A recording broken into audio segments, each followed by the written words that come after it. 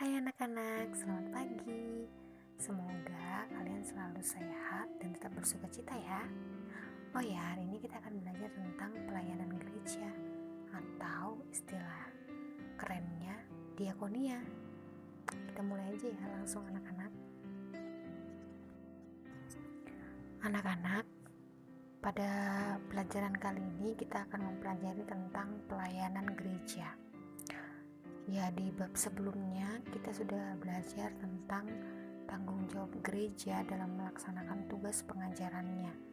Nah, saat ini kita akan belajar tentang diakonia. Di bab sebelumnya kita sudah belajar tentang koinonia, yaitu pengajaran. Dan diakonia juga adalah tugas gereja yang bersentuhan langsung dengan umat dan masyarakat. Diakonia dekat dengan peran dan kehadiran gereja di tengah kondisi masyarakat yang miskin dan mengalami ketidakadilan. Kalau kita lihat dari asal kata diakonia itu berasal dari kata dalam bahasa Yunani, yaitu diakonia, yang berarti pelayanan kepada orang miskin atau papa dan lemah secara ekonomi, hukum, dan sosial. Memberdayakan yang lemah dan papa agar mampu mandiri dan menjadi manusia yang utuh. Sebagai program gereja, diakonia menjadi tugas utama yang dilakukan oleh diaken dengan melibatkan seluruh potensi jemaat. Nah, demikian gambaran umum tentang diakonia yang dilakukan oleh gereja. Anak-anak, gambaran gereja yang sering tampak justru seumpama kumpulan penonton sepak bola. Bayangkan sekelompok pendukung tim sepak bola yang mengikuti laga tim kesayangan mereka bertanding. Mereka mengenakan atribut mulai dari topi, baju, syal, bahkan bendera yang mewakili tim kebanggaan mereka. Mereka satu dalam sukacita, meneriakkan yel yang sama. Tapi ketika pertandingan usai, mereka kembali ke dalam kehidupan mereka. Mereka satu saat pertandingan berlangsung. Tapi ketika pertandingan usai pula kepedulian mereka. Anak-anak, begitupun dengan gereja. Gereja sebagai persekutuan tampak saat ibadah berlangsung. Semua umat mengatakan secara serempak, "Puji Tuhan" dan "Amin". Selesai ibadah, semua kembali kepada kepentingan pribadi. Masing-masing sibuk berebut keluar dari parkiran. Masing-masing tidak peka terhadap keberadaan orang lain. Tidak ada yang menawarkan tumpangan untuk para lansia yang pulang berjalan kaki. Sesama jemaat dapat saling melotot dan terlibat perdebatan sengit saat kendaraan saling menyenggol. Anak-anak, kepedulian menjadi sesuatu yang tidak saja berkaitan dengan memberi makanan dan pakaian kepada orang lain. Kepedulian yang dilakukan gereja terhadap orang yang lemah hendaknya dapat mengembalikan fungsi-fungsi kemanusiaan yang lumpuh. Anak-anak, dalam konteks seperti ini, gereja membuat diakonia menjadi salah satu pelayanan utamanya. Yohanes Calvin, seorang bapak reformasi gereja, ketika melihat konteks kemiskinan, beliau membagi dua kategori, dua tugas seorang diaken dalam melaksanakan tugas diakonia. Yang pertama yaitu adalah memberi sedekah, dan yang kedua adalah memelihara orang miskin dan orang sakit. Anak-anak, Calvin dan Luther yang adalah bapak gereja reformasi memahami diaken itu sebagai jabatan untuk memelihara dan menolong orang miskin, baik dalam gereja maupun masyarakat. Tugas diakonia harus dilandasi dengan sikap hati yang tulus dan ikhlas. Berdasarkan Roma 12 ayat 8, siapa yang membagi-bagikan sesuatu, hendaknya ia melakukannya dengan hati yang ikhlas. Anak-anak yang Miss Desi cintai dan kasihi, selanjutnya yang Miss Desi mau jelaskan adalah kasih dan kepedulian sebagai nilai utama pelayanan diakonia.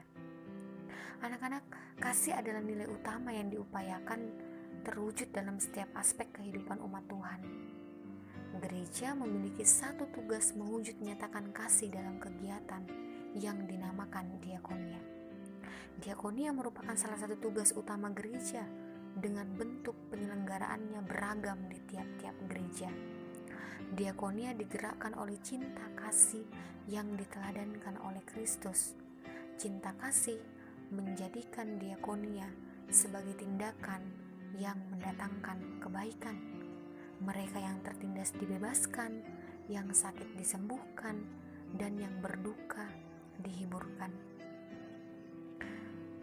Adapun jenis-jenis diakonia, diakonia ada 3 jenis.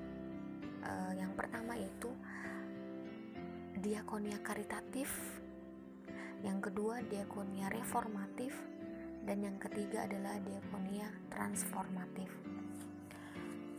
Kita yang pertama dulu, diakonia karitatif. Diakonia karitatif ini dilakukan gereja dengan memberikan kebutuhan pokok atau kebutuhan lain yang bisa langsung dirasakan. Biasanya jenis diakonia ini paling sering dijumpai di gereja atau lembaga-lembaga Kristen pada umumnya. Nah, kalau diakonia reformatif itu adalah pelayanan yang dilakukan dengan cara memberikan fasilitas dan keterampilan-keterampilan tertentu bagi kelompok-kelompok yang dibantu sehingga ia mampu mendapatkan hasil usaha dari apa yang dilakukannya sendiri. Kita bisa menganalogikannya seperti memberikan kail daripada ikan. Yang ketiga yaitu diakonia transformatif. Diakonia transformatif ini adalah pelayanan gereja secara multidimensi atau multidimensional. Maaf, saya ulang. Yang ketiga adalah diakonia transformatif. Nah, diakonia transformatif ini adalah pelayanan gereja secara multidimensional atau yang di dalamnya mencakup roh, jiwa, dan tubuh, dan juga multisektoral. Di dalamnya mencakup ekonomi, politik, kultural, hukum, dan agama yang membawa manusia dengan sistem dan struktur kehidupannya. Diakonia ini bersama masyarakat memperjuangkan hak-hak hidup. Nah, diakonia transformatif ini dianalogikan dengan gambar mata terbuka. Artinya apa? Diakonia ini adalah pelayanan mencelikkan mata yang buta dan memampukan kaki seseorang untuk kuat berjalan sendiri. Anak-anak, mungkin itu saja yang perlu Miss Desi sampaikan saat ini.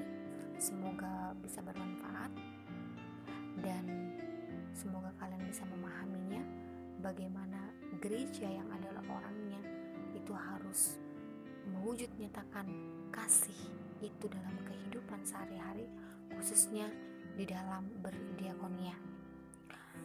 Demikianlah materi hari ini. Kita akan membahas lagi minggu depan. Terima kasih anak-anak. Anak-anak, Miss Desi akan memberikan tugas kepada kalian. Tugasnya itu adalah menganalisis kegiatan diakonia. Tadi ada 3 jenis diakonia. Kalian akan menganalisis kegiatannya. Nah, ada 3 pertanyaan. Yang pertama itu contoh kegiatan, kedua kekuatan, dan yang ketiga kelemahan. Jadi misalnya diakonia karitatif, contoh kegiatannya apa, kekuatannya apa, kelemahannya apa. Lalu kemudian diakonia reformatif, contoh kegiatannya apa, kekuatannya apa, kelemahannya apa. Begitupun seterusnya. Kalian mengerjakannya di buku tulis, kalian tulis pakai tangan kalian sendiri, pakai tulisan kalian sendiri. Lalu kalau sudah selesai kalian bisa fotokan, lalu kalian bisa kirim via WA atau via email. Kalian juga bisa ketik di laptop, lalu kemudian kalian bisa kirim melalui email atau WA. Begitu ya anak-anak, semangat dalam mengerjakan, tetap jaga kesehatan dan tetap mengandalkan Tuhan dalam segala hal. Termasuk ketika kalian belajar di rumah, tentu banyak godaan-godaan, tapi Miss Desi yakin kalian bisa. Semangat. Kalian boleh memakai referensi dari internet, tetapi yang terpercaya, yang sumbernya juga yang terpercaya ya anak-anak. Baiklah, itu saja yang Miss Desi berikan tugasnya hari ini. Terima kasih. Tuhan Yesus memberkati.